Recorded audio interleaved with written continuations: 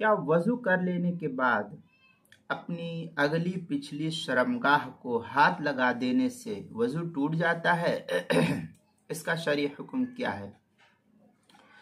चुनांचे मुहीत बुरहानी में है कि अगर किसी शख्स ने वजू कर लिया और फिर वजू कर लेने के बाद अपनी शर्मगाह को हाथ लगाया, तो सिर्फ हाथ लगाने से वजू नहीं टूटता। खा औरत हाथ लगाए अपने शर्मगाह को या मर्द हाथ लगाए, चाहे आगे की हो चाहे पीछे की शर्मगाह, महज हाथ लगा देने से वजू नहीं टूटता है हनफिया के नज़दीक।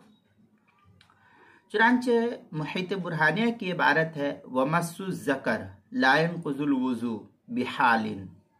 मुहीत बुरहानी जिल्द नंबर 1 सफ़ा नंबर 215,